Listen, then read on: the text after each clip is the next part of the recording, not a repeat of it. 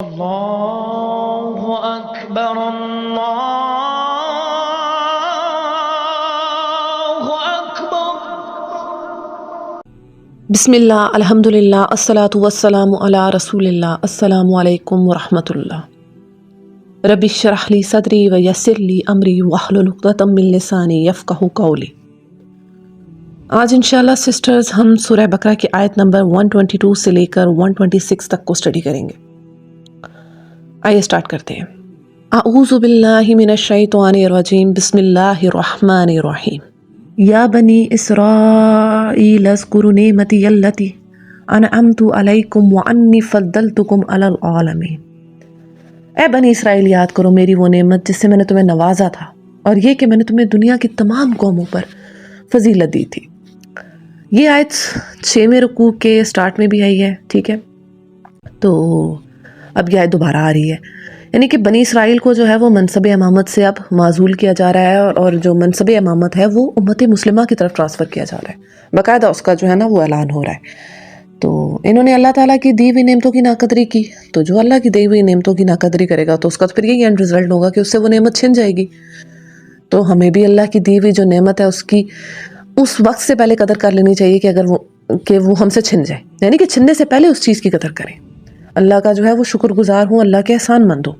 وَاتَّقُوا يَوْمًا لَا تَجْزِي نَفْسٌ عَن نَفْسٍ شَيْئًا وَلَا يُقْبَلُ مِنْهَا عَدْلٌ وَلَا تَنْفَعُهَا شَفَاعَةٌ وَلَا هُمْ يُنصَرُونَ۔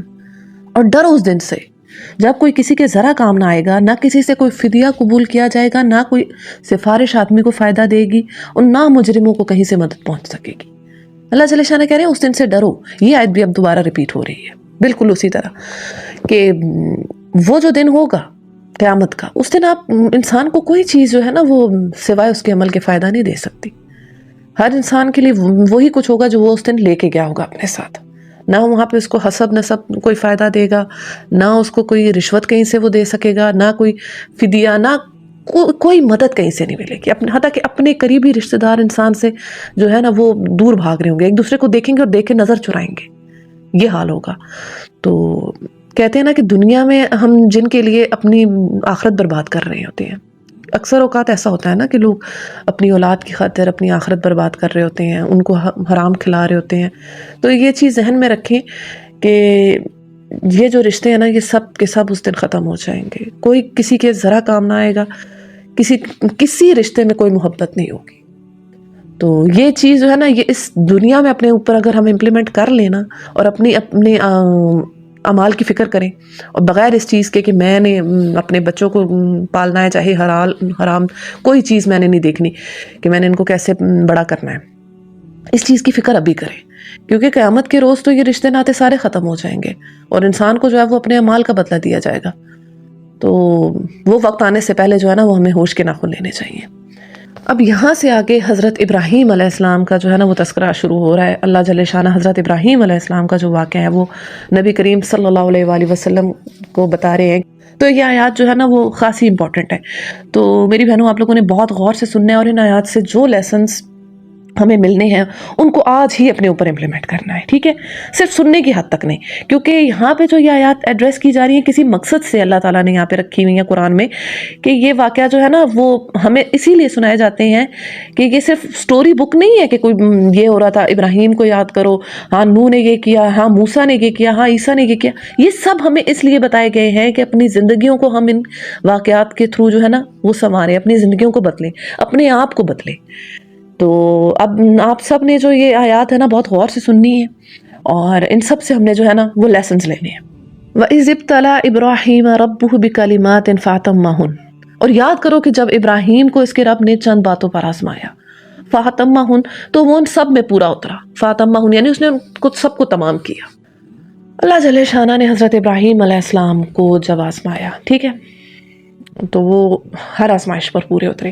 حضرت ابراہیم علیہ السلام کی زندگی اگر ہم ٹٹولے نا تو ہمیں آپ علیہ السلام کی زندگی جو ہے نا وہ پوری کی پوری جو ہے نا وہ قربانی کا مجموعہ نظر آتی ہے، ہر قدم پر قربانی، ہر قدم پہ آپ کو قربانی دینی پڑی اپنے نفس کی۔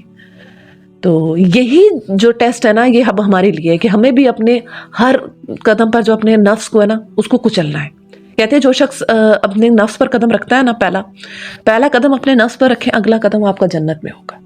تو یہ نفس کو مارنا جو ہے نا، یہ اصل جو ہے نا ڈیوٹی ہے، اصل کام ہمیں یہ دیا گیا ہے، مقصد اصل یہ ہے زندگی کا کہ یہ سب چیزیں، یہ سب رنگینیاں دنیا کی، یہ سب رونقیں جو ہیں وہ ہمارے ارد گرد جو ہیں وہ رچی بسی ہیں، سب کچھ ہے، لیکن اس سب میں ہمیں رہنا ہے، ان سب سے دل نہیں لگانا اور اپنے آپ کو اللہ کی خاطر جو ہے وہ خالص کرنا ہے، جیسے کہ حضرت ابراہیم علیہ السلام نے کیا۔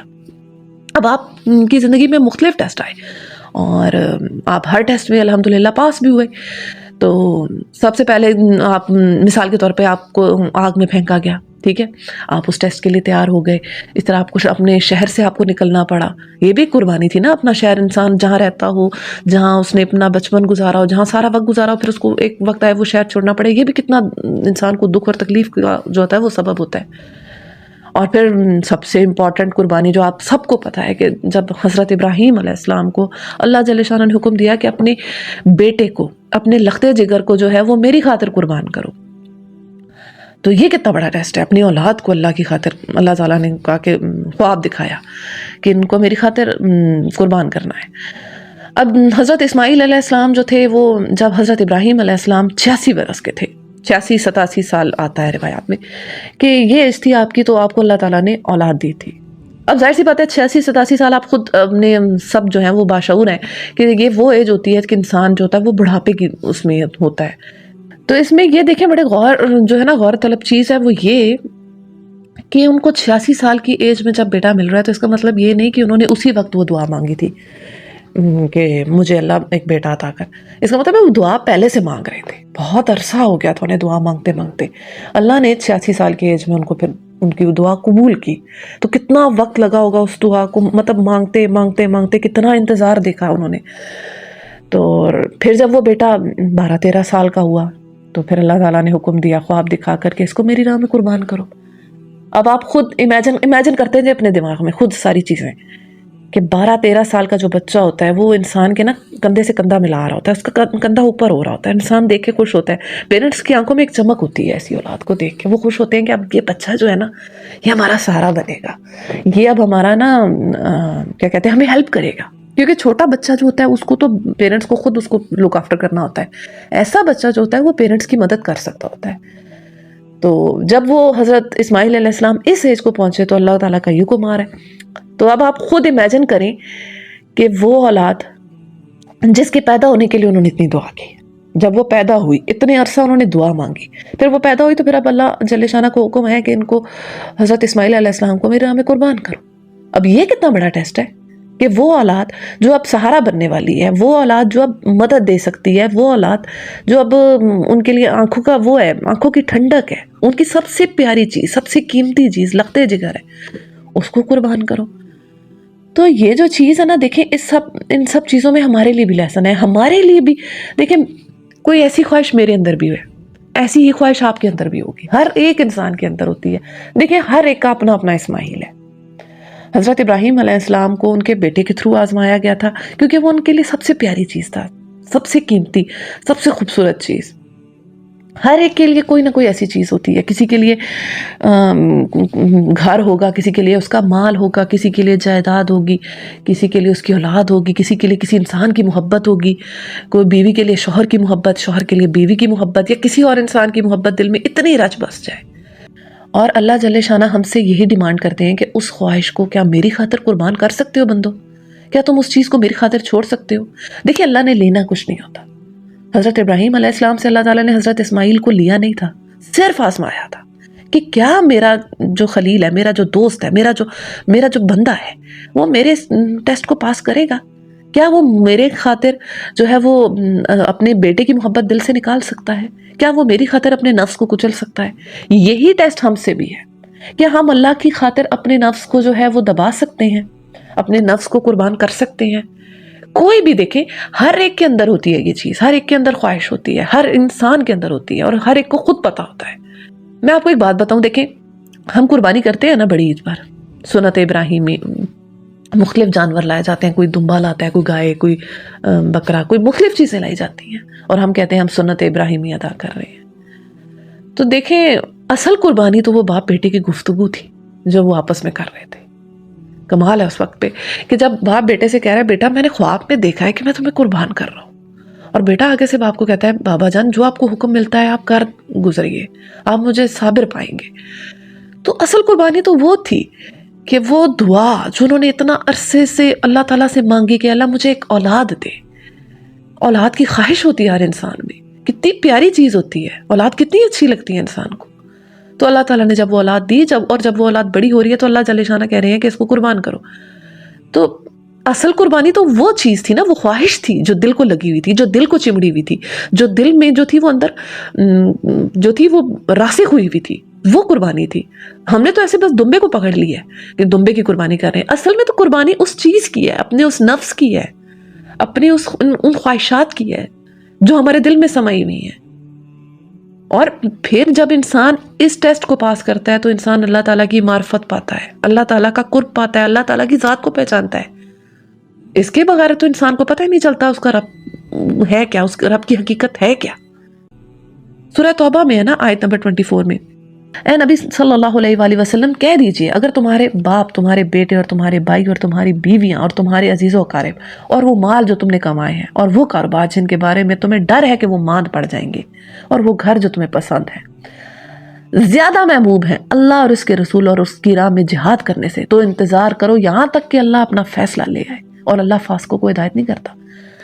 یہ جو 8 چیزیں اس آیت میں گنوائی کی ہے نا، یہ تو مطلب وہ ہے نا کہ ایک فارمولہ بتایا گیا ہے کہ کوئی بھی چیز جو ہے نا اللہ، اس کے رسول اور اللہ کی راہ میں جہاد کرنے سے اگر بڑھ کرے ہمارے دلوں میں اس چیز کی خواہش، اس چیز کی محبت، تو اللہ جل شانہ بتا رہے ہیں کہ پھر میں فاسقوں کو تو ہدایت نہیں کرتا، جنہوں نے اپنے آپ کو میری خاطر خالص ہی نہیں کیا۔ حضرت ابراہیم علیہ السلام سے یہی ٹیسٹ تھا نا اللہ کا، بار بار ایسے ہی ٹیسٹ ان سے لیے جاتے تھے نا، ان سے ان کے نفس کو کہا جاتا تھا کہ اپنے نفس کو جو ہے وہ سیکریفائس کرو۔ تو جو شخص اس ٹیسٹ کو پاس کرے گا اللہ تعالیٰ اس کو پھر اتنا نوازتا ہے، کیونکہ اللہ جس کو آزماتا ہے اس کو نوازتا بھی ہے۔ یہ تو اللہ کا پھر وہ ہے نا قاعدہ ہے نا، اور وہ حدیث میں ہے نا کہ جس نے اللہ کی خاطر محبت کی اور اللہ کی خاطر بغض رکھا کسی سے، اور اللہ ہی کی خاطر دیا اور اللہ ہی کی خاطر ہاتھ روکا، تو اس نے ایمان مکمل کیا۔ یعنی ہماری محبت، ہمارا بغض، ہماری نفرت اللہ کی خاطر ہو۔ اگر مجھے اپنی اولاد سے محبت ہے، مثال کے طور پہ اگر میں آپ کو ایک ایگزامپل کے تھرو یہ بات سمجھاتی ہوں، اگر مجھے اپنی اولاد سے محبت ہے اس لیے کہ اللہ نے مجھے دی ہے، اللہ کی امانت ہے اور مجھے اس کو پالنا پوسنا ہے اور اس کو اللہ کی راہ میں لگانا ہے، تو ٹھیک ہے، یہ محبت اس محبت کا تو ہے، اس کا تو مجھے جائز ہے، مجھے حکم دیا گیا کہ کرو ایسی محبت، اپنی اولاد کی خیر خواہی چاہو۔ ہاں اگر میں اپنی اولاد کو ایسے دیکھوں کہ میں نے اس کو کھلانا ہے پلانا ہے اور نہیں دیکھنا کہ میں حرام حلال کیا کھلا رہی ہوں، اور اوروں کے بچوں سے میرا بچہ اچھا ہو اور بڑی سے بڑی ڈگری لے اور کوئی اس میں انسانیت نام کی چیز نہ ہو، تو کیا ہے یہ میں نے کیا کیا؟ یہ بہت بڑا گناہ ہے۔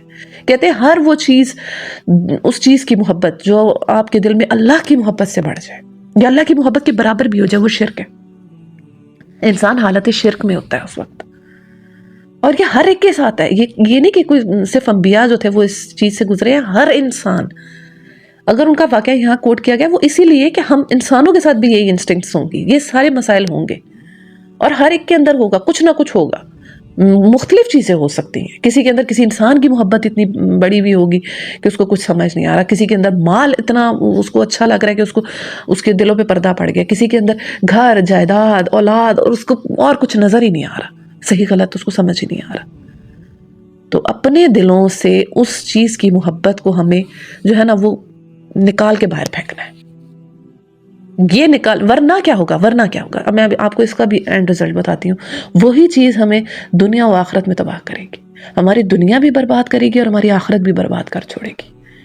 کیونکہ دیکھیں اللہ جل شانہ نے ہمیں اپنے لیے بنایا ہے، اس کائنات کو، اس دنیا کو ہمارے لیے اور ہمیں اپنے لیے بنایا ہے۔ تو جب ہم اس کو چھوڑ کے اوروں کے پیچھے لگیں گے تو ذلیل ہی ہوں گے نا۔ ایک بات ہمیشہ یاد رکھیے گا، جب آپ فانی سے جڑتے ہیں نا تو آپ فنا ہو جاتے ہیں، اور جب باقی سے جڑیں گے نا تو آپ باقی رہیں گے۔ یہ دنیا فانی ہے نا، تو جو اس دنیا کے پیچھے لگے گا، اپنی ان چیزوں کے پیچھے، ان مال اولاد اور کسی اور بھی کسی چیزوں کی محبت کے پیچھے جو لگے گا، تو ان سب چیزوں نے تو ختم ہونا ہے، تو وہ بندہ بھی ختم ہو جائے گا، وہ بندہ بھی فنش ہو جائے گا۔ اور جو اللہ سے جڑے گا، اللہ کے لیے اپنے آپ کو خالص کرے گا، اللہ سے اپنا تعلق قائم کرے گا، تو اللہ تو باقی رہنے والا ہے۔ اللہ اس بندے کو بھی باقی رکھتا ہے، اس کا نام باقی رکھتا ہے، اس کا اثر باقی رکھتا ہے، اس کی اولاد میں خیر دیتا ہے، برکت دیتا ہے۔ یہ اللہ کا وعدہ ہے کہ میرے بندوں میری خاطر خود کو خالص تو کرو، قربان تو کرو اپنے آپ کو، اپنے نفس کو کچلو تو صحیح، پھر دیکھو میں تمہیں کتنا نوازتا ہوں۔ تو آج اس لیکچر کو سننے کے بعد یہ ہم سب نے اپنے اوپر امپلیمنٹ کرنا ہے. ہر ایک کو اپنا جو ہوتا ہے نا خود کا پتہ ہوتا ہے کہ میرے اندر کس چیز کی خواہش جو ہے وہ بہت زیادہ ہے اور میں اس چیز کو نہیں چھوڑ سکتی. آج اللہ کی خاطر اس چیز کو چھوڑ کے دیکھیں کیا ہوگا. ایک ہفتہ طبیعت خراب ہوگی، بہت ہو گیا تو ایک مہینہ خراب ہوگی. اور شیطان انسان کو اتنا ورغلاتا ہے. حضرت ابراہیم علیہ السلام کو ورغلایا اس نے، تو وہیں پہ تو انہوں نے حضرت ابراہیم علیہ السلام نے شیطان کو کنکریاں ماری، تو جو کہ حج کی وہ بھی ہے نا، مناسک حج میں سے ہے.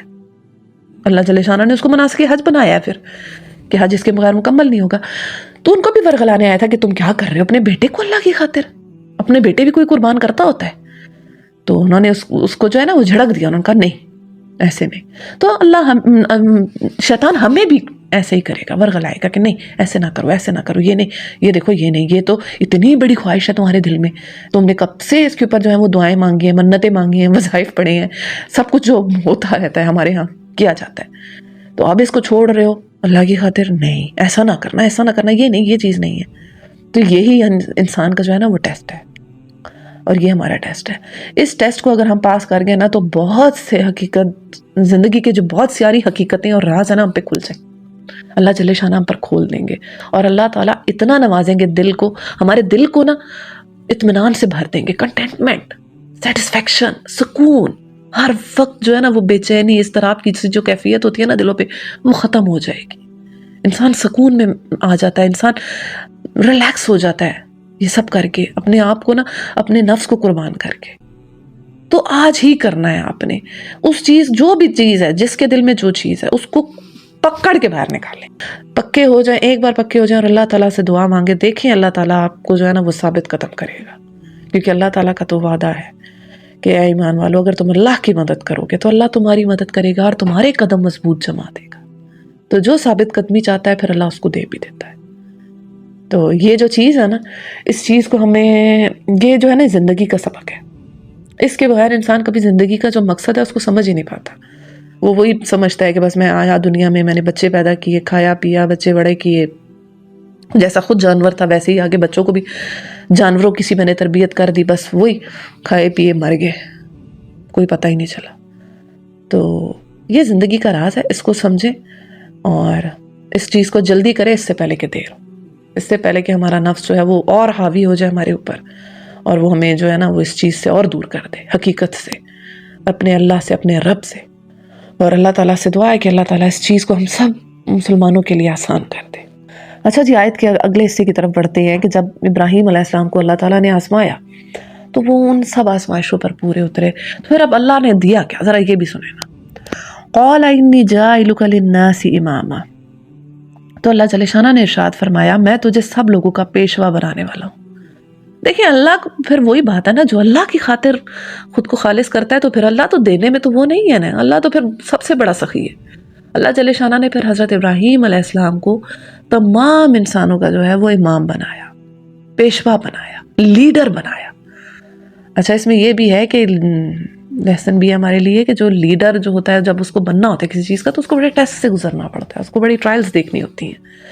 تو یہ جو مشکلات ہوتی ہیں زندگی میں یہ بہت کچھ سکھاتی ہیں. یہ جو غم آتے ہیں نا زندگی میں یہ دستک ہوتی ہے.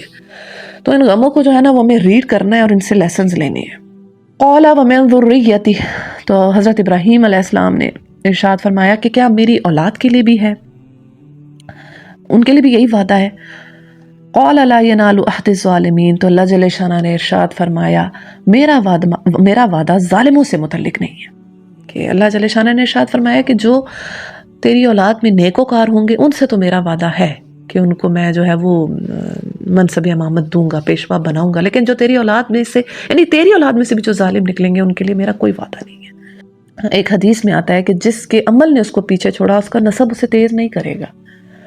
اب کوئی یہ کہے کہ میں کوئی سید اگر ہو، وہ یہ کلیم کرے اور اس کا عمل جو ہے وہ زیرو ہے تو وہ کوئی نہیں ہے. اللہ جل شانہ کے آگے اس کی کوئی ویلیو نہیں ہے، کیونکہ اللہ تعالیٰ تو یہ دیکھ رہے ہیں کہ اس انسان نے خود کیا عمل کیا ہے. یہ تو نہیں دیکھ رہے کہ یہ کس حسب سے ہے، کس نسب سے ہے، کس نسل سے ہے، کس قبیلے سے ہے، کس چیز سے ہے. ہر ایک کے لیے جو ہے وہی کچھ ہے جو اس نے خود کیا، جس کی اس نے خود کوشش کی. تو یہ چیز جو ہے نا یہ بڑی سمجھنے کی ہے. اور ہمارے ہاں اس چیز کو بڑا غلط فہمی میں لیا جاتا ہے. لوگ اکثر اوقات کہتے ہیں ہاں جی وہ فلاں پیر کے پاس گئے تھے، یہ جی وہ ان پیر کے جو بیٹے ہیں نا وہ وہاں سے جدی پشتی لڑی. تو اصل چیز کیا ہے کہ انسان کو خود عمل کرنا ہے. ان چیزوں کی طرف انسان کو انکریج کیا جا رہا ہے کہ خود عمل کرو. یہ نہیں کہ دوسروں پہ بیٹھے رہو کہ وہ میرا میں وہاں سے ہوں، میں وہاں سے ہوں، میں وہاں سے ہوں. ان چیزوں سے انسان کو نکالا گیا ہے. نیکسٹ آیت کی طرف آتے ہیں. وَإِذْ جَعَلْنَا الْبَيْتَ مَثَابَةً لِلنَّاسِ وَأَمْنًا، اور یہ کہ ہم نے اس گھر کو لوگوں کے لیے مرکز اور امن کی جگہ قرار دیا تھا. یہ جو ورڈ ہے نا مثابتاً، یہ ہوتا ہے کہ اجتماع کی جگہ. جیسے اسمبلی نہیں ہوتی اسکولز وغیرہ میں، اسمبلی وغیرہ ہوتی ہے، جیسے سارے وہاں پہ اکٹھے ہو رہے ہوتے ہیں اور بار بار آ جا رہے ہوتے ہیں. تو اللہ جل شانہ ارشاد فرما رہے ہیں کہ ہم نے اس گھر کو یعنی بیت اللہ کو، خانہ کعبہ کو جو ہے وہ مرکز بنایا اور امن کی جگہ قرار دیا. وَاتَّخِذُوا مِن مَّقَامِ إِبْرَاهِيمَ مُصَلًّى، اور لوگوں کو حکم دیا کہ ابراہیم علیہ السلام جہاں عبادت کے لیے کھڑا ہوتا ہے اس مقام کو مستقل جائے نماز بنا لو. اچھا، مقام ابراہیم آپ سب نے دیکھا ہوگا، ٹھیک ہے، جو لوگ حج پر گئے ہوں گے انہوں نے بھی دیکھا ہوگا، اور نہیں جو حج پر گئے انہوں نے بھی ٹی وی وغیرہ میں اور ویڈیوز وغیرہ میں تو دیکھا ہی ہوگا. تو اللہ جل شانہ نے حکم دیا کہ مقام ابراہیم کو جو ہے وہ مستقل جو ہے وہ جائے نماز بنا لو. اب مقام ابراہیم سے ریلیٹڈ میں آپ کو ایک حدیث سناتی ہوں. صحیح مسلم کی روایت ہے 6206. حضرت عمر فاروق رضی اللہ عنہ نے ارشاد فرمایا کہ میں نے 3 باتوں میں اپنے رب کی موافقت کی. وہ 3 باتیں کیا تھیں؟ مقام ابراہیم کو نماز کی جگہ بنانے میں، حجاب کی آیات میں، اور بدر کے قیدیوں میں. اچھا، مقام ابراہیم کے متعلق حضرت عمر رضی اللہ عنہ نے یہ نبی پاک صلی اللہ علیہ وآلہ وسلم سے خواہش ظاہر کی تھی کہ کیوں نہ ہم مقام ابراہیم کو جو ہے وہ اپنا جو ہے وہ قبلہ بنا لیں. تو نبی پاک صلی اللہ علیہ وآلہ وسلم نے اس چیز کو قبول فرمایا تھا، اور اس کے بعد جو تھا وہ مقام ابراہیم کو جو ہے وہ قبلہ بنا دیا گیا تھا. اور دوسری چیز حجاب کے حکم میں کہ حضرت عمر فاروق رضی اللہ عنہ نے نبی کریم صلی اللہ علیہ وآلہ وسلم سے ارشاد فرمایا تھا کہ جو امہات المومنین ہیں تو ان کو پردے کا، ان کے لیے پردے کا حکم ہونا چاہیے، کیونکہ ہر کوئی بھی آ جاتا ہے ان سے بات کرتا ہے تو وہ مطلب جب ہوا کریں تو ان کے لیے پردہ ہونا چاہیے. تو اس پر اللہ تعالیٰ نے پھر پردے کی آیات نازل کر دی تھی. اور تیسرا وہ تھا کہ جب بدر کے قیدیوں سے ریلیٹڈ تھا کہ بدر کے قیدیوں کو جب چھوڑ دیا گیا تھا تو حضرت عمر رضی اللہ عنہ کی یہ رائے تھی کہ ان کو جو ہے وہ قتل کیا جائے. تو اللہ جل شانہ نے بھی پھر آیات میں بتا دیا تھا کہ ان کو چھوڑنا نہیں تھا، ان کو قتل کرنا تھا. تو یہ ان سب باتوں میں کیا تھا، حضرت عمر فاروق رضی اللہ عنہ فرماتے ہیں کہ میں نے اپنے رب کی موافقت کی، یعنی کہ وہی جو بات جو اللہ کا فیصلہ تھا وہی میرے دل میں بھی آئی. وہ بات اللہ نے وہی بات جو تھی وہ میرے دل میں ڈالی.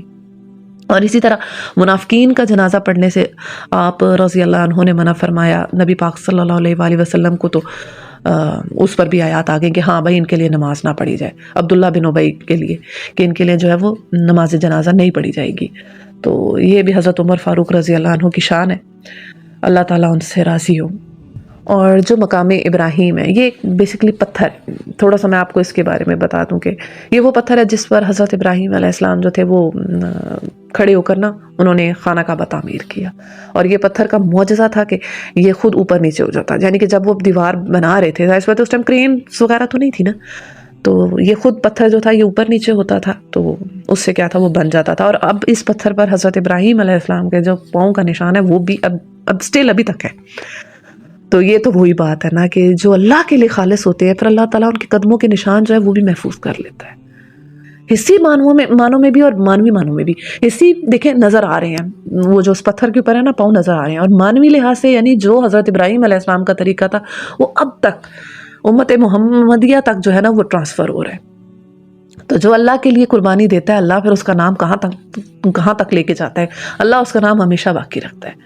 تو ہم سب کو نا ان آیات سے سبق لینا چاہیے اور خود کو اللہ کی خاطر خالص کرنا ہے. وہی بات دوبارہ آ رہی ہے کہ بار بار زندگی کا جو اصل لیسن ہے نا وہ یہی ہے کہ خود کو اللہ کی خاطر جو ہے وہ خالص کرے اور اللہ کی رضا کے لیے ہر عمل ہو، اللہ کو خوش کرنے کے لیے ہر عمل ہو، صرف اللہ کی ذات ہو، ہماری زندگیوں کا محور اور مرکز اللہ کی ذات ہو. جیسے ہوتا ہے نا ایک سینٹر ہوتا ہے ایک کسی چیز کا، ٹھیک ہے، ہماری زندگیوں کا سینٹر اللہ کی ذات ہو. اپنی اولاد، اپنا مال، اپنا وقت، اپنی صحت، اپنی جان، اپنا سب کچھ اللہ کی خاطر لگائے. دیکھیں پھر اللہ کتنا نوازتا ہے. حضرت ابراہیم علیہ السلام کو جس طرح اللہ تعالیٰ بتا رہے ہیں نا ہم نے تمہیں امام بنا دیا، اور کس طرح تمہاری اولاد میں نبوت رکھی، اور تمام انبیاء جو اس کے بعد تھے وہ حضرت ابراہیم علیہ السلام کی اولاد میں سے تھے. اللہ تعالیٰ نے اتنا نوازا ہے نبوت سب سے پیارا گفٹ ہوتا ہے اللہ کسی بندے کو دیتا ہے، تو اللہ تعالیٰ نے ان کی اولاد میں رکھی، اور ان کو بھی ظاہر سی باتیں ملی ہوئی تھی نبوت۔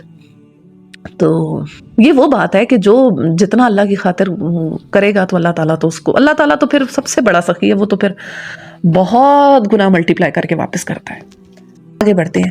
وَعَهِدْنَا إِلَىٰ إِبْرَاهِيمَ وَإِسْمَاعِيلَ أَن طَهِّرَ بَيْتِيَ لِلطَّائِفِينَ وَالْعَاكِفِينَ وَالرُّكَّعِ السُّجُودِ، اور ابراہیم علیہ السلام اور اسماعیل علیہ السلام کو تاکید کی تھی کہ میرے اس گھر کو طواف اور اعتکاف اور رکوع اور سجود کرنے والوں کے لیے پاک رکھو، للطائفین طواف کرنے والوں کے لیے، والعاکفین اعتکاف کرنے والوں کے لیے، والرکع رکوع کرنے والوں کے لیے، یعنی نماز پڑھنے والوں کے لیے، خالی رکوع نہیں سمجھ لیں، والرکع سجود اور سجدہ کرنے والوں کے لیے۔ اللہ جل شانہ نے انہیں پھر حکم دیا کہ میرے اس گھر کو جو ہے وہ پاک صاف رکھنا ہے نمازیوں کے لیے، اس میں کوئی کسی قسم کی گندگی نہ ہو، شرک اور بت پرستی سے پاک بھی ہو، ٹھیک ہے، دونوں معنوں میں ہے۔ تو اب اللہ تعالیٰ نے وقت کے پیغمبر کی ڈیوٹی لگائی ہے۔ اب اس سے یہ بھی پتہ چلتا ہے کہ مسجدوں کی صفائی اور مسجدوں کا جو ہے نا وہ یہ صفائی ستھرائی کا خیال رکھنا انبیاء کی سنت ہے۔ اچھا، اس پر میں آپ کو صحیح مسلم کی ایک روایت سناتی ہوں، 2215 کی۔ ایک عورت تھی، سیاہ فام عورت تھی، اور وہ مسجد نبوی کی صفائی کرتی تھی۔ تو ایک بار ایسا تھا کہ وہ اس کی ڈیتھ ہو گئی، فوت ہو گئی، رات کے وقت میں ہوئی، تو صحابہ کرام نے اس کی تدفین کر دی، اس کو دفن کر دیا۔ تو صبح ہوا تو نبی کریم صلی اللہ علیہ وآلہ وسلم کو جب خبر ملی تو آپ صلی اللہ علیہ وآلہ وسلم نے فرمایا کہ مجھے کیوں نہیں اس بات کی خبر دی گئی؟ تو صحابہ نے کہا کہ ہم نے کہا کہ مطلب آپ کہتے ہیں نا کہ جب بھی کوئی فوت ہو تو اس کو جلدی تدفین اس کی جائے، اور آپ مطلب آپ کے آرام میں وہ نہ آئے۔ تو اس پر نبی پاک صلی اللہ علیہ وآلہ وسلم اس عورت کی قبر پر گئے اور دوبارہ وہاں پہ نماز جنازہ پڑھی۔ اب ذرا خود امیجن کریں کہ اس عورت کی قبر پر آپ صلی اللہ علیہ وآلہ وسلم گئے اور کہتے ہیں اب دوبارہ جنازہ ہم پڑھیں گے، یعنی کہ عزت اور اکرام دیا گیا اس عورت کو کہ جو مسجد نبوی کی صفائی کرتی تھی، سیاہ فام عورت۔ تو یہ دیکھ لیں ہم ان چیزوں کو کتنا چھوٹا اور کتنا کیجول لیتے ہیں کہ بس چھوٹی سی باتیں ان کو نہیں لینا۔ کوئی نیکی چھوٹی نہیں ہوتی، چھوٹی چھوٹی نیکیاں بھی جب مل جاتی ہیں تو وہ بہت بڑی نیکی بن جاتی ہیں۔ تو کسی نیکی کو بھی ہاتھ سے جانے نہ دیا کرے، جہاں جس چیز کا موقع ملے اس کو کرے۔ اور ابرار ہوتا ہی وہ ہے، ابرار ورڈ ہے نا، بر سے ہے، بر سے ابرار ہے، ہوتا ہی وہ ہے جو ہر وقت نیکی کی تلاش میں ہوتا ہے۔ تو جہاں کوئی جو موقع آپ کو ملے، بڑے سے بڑا، چھوٹے سے چھوٹا نیکی کا، تو آپ نے جو ہے وہ کر گزرنا ہے اس کام کو، اور اللہ تعالیٰ سے توفیق مانگا کرے۔ نیکسٹ آیت کی طرف آتے ہیں۔ وَإِذْ قَالَ إِبْرَاهِيمُ رَبِّ اجْعَلْ هَٰذَا بَلَدًا آمِنًا وَارْزُقْ أَهْلَهُ مِنَ الثَّمَرَاتِ مَنْ آمَنَ مِنْهُمْ بِاللَّهِ وَالْيَوْمِ الْآخِرِ۔ اور یہ کہ ابراہیم نے دعا کی، اب وہ دعا بھی سنیے گا، اے میرے رب اس شہر کو امن کا شہر بنا دے۔ کس شہر کو؟ شہر مکہ کو، اور اس کے باشندوں میں سے جو اللہ اور آخرت کو مانے انہیں ہر قسم کے پھلوں کا رزق دے۔ اچھا، یہ حضرت ابراہیم علیہ السلام نے دعا کی اللہ تعالیٰ سے شہر مکہ سے ریلیٹڈ، اور جواب میں اللہ جل شانہ نے کیا ارشاد فرمایا؟ قال ومن كفر فأمتعه قليلا ثم أضطره إلى عذاب النار وبئس المصير۔ جواب میں اللہ جل شانہ نے ارشاد فرمایا، اور جو نہ مانے گا دنیا کی چند روزہ زندگی کا سامان تو میں اسے بھی دوں گا، مگر آخر کار اسے عذاب جہنم کی طرف گھسیٹوں گا، اور وہ بدترین ٹھکانہ ہے۔ حضرت ابراہیم علیہ السلام نے شہر مکہ کے لیے اللہ سے دعا کی کہ اللہ اس شہر کو بسا، اس میں پھل دے، اس میں مطلب ہر قسم کی نعمتوں سے اس کو وہ ہے نا نواز، تو اور اپنی اولاد کے لیے بھی دعا کی۔ تو اللہ جل شانہ نے ارشاد فرمایا کہ میں ٹھیک ہے دوں گا، اور لیکن جو تیری اولاد میں سے بھی جو ظالم ہوں گے، جو کفر کریں گے نا، تو اس پر اللہ تعالیٰ نے جیسے پیچھے بتایا تھا نا آیت میں، قَالَ لَا يَنَالُ عَهْدِ الظَّالِمِينَ، کہ میرا جو وعدہ ہے وہ ظالموں سے نہیں ہے۔ تو حضرت ابراہیم علیہ السلام نے جب یہ بات سنی تو انہوں نے اپنی صرف اسی اولاد کے لیے رزق کی بھی دعا مانگی جو کہ نیک ہوگی، کیونکہ اللہ تعالیٰ نے بتا دیا تھا کہ آپ تمہاری اولاد میں سے کچھ بد بھی ہوں گے، نیک بھی ہوں گے، بد بھی ہوں گے، دونوں ہوں گے۔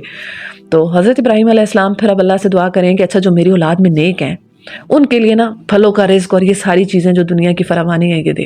تو اللہ جل شانہ واقع سے کیا ارشاد فرما رہے ہیں، انتہائی غور طلب بات ہے، اس بات کو غور سے سنیے گا۔ اللہ جل شانہ نے ارشاد فرمایا کہ دیکھو میں ان کو بھی دوں گا جو تیری اولاد میں بد ہوں گے، دنیا کا فائدہ میں انہیں بھی دوں گا، قلیلاً تھوڑا، کیونکہ دنیا تھوڑی ہے نا، وہ میں انہیں بھی دے دوں گا، لیکن پھر کیا ہوگا، بعد میں آخرت میں ان کو جہنم کی طرف گھسیٹوں گا۔ تو اس سے ایک بہت بڑا پوائنٹ یہ نکلتا ہے کہ ہم بھی دنیا میں اگر اکثر لوگوں کو دیکھتے ہیں نا بہت زیادہ امیر یا بہت مال و دولت میں، تو ہم کہتے ہیں کہ بھائی اس پر اللہ کا بڑا فضل ہے، یا وہ خود انسان بڑا کلیم کر ہوتا ہے میرے پہ اللہ کا بڑا فضل ہے. تو یہ نہیں ہے، یہ اللہ کی تقسیم ہے. کسی کو زیادہ دے دیا، کسی کو تھوڑا دے دیا، عمل کے مطابق نہیں دیا. جو اللہ کو مان نہیں رہے، جو اللہ تعالیٰ کو روزانہ کے بیسس پہ چیلنج کریں، اللہ تعالیٰ نے ان کو کتنا زیادہ مسلمانوں سے نوازا ہوا ہے، نان مسلمس کو آپ دیکھیں. تو یہ کوئی وہ نہیں ہے، کلیاں نہیں ہے کہ جس کو اللہ تعالیٰ نے دنیا میں دے رکھا ہے تو اللہ اس سے خوش بھی ہے. اچھا، اس پر میں آپ کو چند احادیث سناتی ہوں جو کہ بہت خوبصورت ہے. صحیح مسلم کی ایک حدیث میں ہے کہ لوگ تازہ پھل لے کر نبی کریم صلی اللہ علیہ وآلہ وسلم کی خدمت میں حاضر ہوا کرتے تھے، تو حضور اکرم صلی اللہ علیہ وآلہ وسلم اسے لے کر دعا کرتے تھے کہ اے اللہ ہمارے پھلوں میں، ہمارے شہر میں اور ہمارے ناپ تول میں برکت دے. اے اللہ، ابراہیم علیہ السلام تیرے بندے، تیرے خلیل اور تیرے رسول تھے. میں بھی تیرا بندہ اور تیرا رسول ہوں. انہوں نے تجھ سے مکہ کے لیے دعا کی تھی، میں بھی تجھ سے مدینہ کے لیے دعا کرتا ہوں. جیسے انہوں نے مکہ کے لیے کی تھی، بلکہ ایسی ایک اور پھر آپ صلی اللہ علیہ وآلہ وسلم کسی چھوٹے بچے کو بلا کر وہ پھالے سے عطا فرما دیا کرتے تھے. یعنی آپ مدینہ کے لیے بھی جو تھا نا دعا مانگتے تھے کہ اللہ مدینہ کو حرم بنا. اور اسی طرح بخاری مسلم کی حدیث میں ہے کہ رسول اللہ صلی اللہ علیہ وآلہ وسلم نے فتح مکہ والے دن فرمایا کہ جب سے اللہ تعالیٰ نے زمین و آسمان پیدا کیے ہیں تب سے اس شہر کو عزت و حرمت والا بنایا، یعنی شہر مکہ کو. اب یہ قیامت تک حرمت جو ہے وہ باقی رہنے والی ہے. اس میں جنگ و قتال کسی کے لیے حلال نہیں، اور میرے لیے بھی صرف آج کے دن، یعنی کہ جس دن فتح مکہ کا موقع تھا، اور وہ بھی ذرا سی دیر کے لیے حلال ہوا تھا، اب وہ بھی حرام ہی حرام ہے. سنو، اس کے کانٹے نہ کاٹے جائیں، نہ اس کا شکار بگایا جائے، نہ اس میں کوئی گری پڑی چیز اٹھائی جائے، ہاں کہ جو اس کے مالک تک کوئی پہنچانے کی غرض سے اٹھائے تو اس کے لیے جو ہے وہ جائز ہے، اور نہ اس کی گھاس کاٹی جائے. تو یہ حرمت والا شہر ہے، اور اس میں ہتھیار بھی جو ہے وہ نہیں اٹھایا جائے. تو یہ شہر مکہ کی جو ہے وہ حرمت بیان کی جا رہی ہے ان حدیث میں. اور اسی طرح صحیح بخاری کی روایت ہے، حضرت انس بن مالک رضی اللہ عنہ فرماتے ہیں کہ نبی کریم صلی اللہ علیہ وآلہ وسلم نے ایک مرتبہ حضرت ابو طلحہ رضی اللہ عنہ سے کہا کہ جاؤ اپنے بچوں میں سے کوئی بچہ میری خدمت کے لیے لے آؤ. تو حضرت ابو طلحہ رضی اللہ عنہ جو تھے انہوں نے حضرت انس رضی اللہ عنہ کو جو تھے ان کو لیا اور نبی کریم صلی اللہ علیہ وآلہ وسلم کی خدمت میں پیش کیا. اب حضرت انس رضی اللہ عنہ جو تھے وہ سفر و حضر میں آپ کے ساتھ ہوتے. تو حضرت انس رضی اللہ عنہ فرماتے ہیں کہ ایک بار آپ باہر سے آ رہے تھے تو احد پہاڑ کی طرف دیکھ کر آپ نے فرمایا کہ یہ پہاڑ ہم سے اور ہم اس سے محبت کرتے ہیں. اور جب مدینہ آیا تو آپ یہ دعا کرنے لگے کہ یا اللہ، میں اس کے دو کناروں یعنی اس کے دو پہاڑوں کے درمیان کی جگہ کو حرم قرار دیتا ہوں، جیسے کہ ابراہیم علیہ السلام نے مکہ کو حرم بنایا. اے اللہ، اس کے مد میں اور اس کے سا میں برکت عطا فرما. مد اور سا جو تھے وہ میئرنگ انسٹرومنٹس تھے، جیسے اب ہمارے یہاں نہیں ہوتا سیر، سوا سیر اور وہ کلو، وہ جو رکھے ہوتے ہیں پتھر ناپنے کے لیے، یعنی کہ اس شہر کے ناپ تول میں جو ہے وہ برکت دے. تو ایک اور روایت میں ہے کہ یا اللہ جتنی برکت، صحیح بخاری کی روایت ہے 1885، یا اللہ جتنی برکت انہیں مکہ میں دی ہے اس سے دگنی برکت مدینہ میں دی. تو ان آیات سے جو لیسن ہمیں ملا ہے، دیکھیں سب سے پہلے تو یہ کہ اللہ کی خاطر خود کو خالص کرنا ہے. ٹھیک ہے، اللہ کی خاطر کسی قربانی سے دریغ نہیں دینا، اور اپنی اولاد کے لیے بھی دعا مانگنی ہے. جیسے حضرت ابراہیم علیہ السلام نے اپنی اولاد کے لیے دعا مانگی کہ اللہ ان کو پھلوں کا رزق دے اور انہیں وہ ہر طرح کی نعمت دے. تو یہ چیز بھی ہمیں دیکھنی ہے کہ ہمیں جو دعا اپنے لیے مانگتے ہیں وہ اپنی اولاد کے لیے بھی اس چیز کو وہ کریں. ہاں، اور سب سے بڑھ کر اپنی اولاد کو آخرت کے لیے تیار کریں. دیکھیں انہوں نے اللہ تعالیٰ نے جیسے حضرت ابراہیم علیہ السلام نے جیسے دعا مانگی کہ اور ان کو اللہ تعالیٰ نے ان کی اولاد کو جو ہے وہ نبوت عطا کی، تو انہوں نے دنیا کے اوپر آخرت کو ترجیح دی. ہمیں بھی جو ہے وہ دنیا کے بجائے آخرت کو ترجیح دینی ہے اور اپنی اولاد کو آخرت کے لیے تیار کرنا ہے، اور اپنے نفس کو جو ہے وہ قربان کرنا ہے. سب سے امپورٹنٹ جو لیسن ان آیات سے ہمیں ملا ہے وہ یہ کہ اپنے نفس کو قربان کرنا ہے اس سے پہلے کہ وہ جو ہے وہ ہمارا جو ہے وہ ہمیں تباہ و برباد کرے. تو اللہ تعالیٰ سے دعا ہے کہ جو کچھ آج ہم نے پڑھا، جو کچھ ہم نے سیکھا، اس پر ہمیں عمل کرنے کی توفیق عطا فرمائے، اور کوئی غلطی ہو گئی ہو تو اللہ تعالیٰ اس کو درگزر فرمائے. میرے اس پیغام کو اوروں تک پہنچائیے گا. السلام علیکم ورحمۃ اللہ.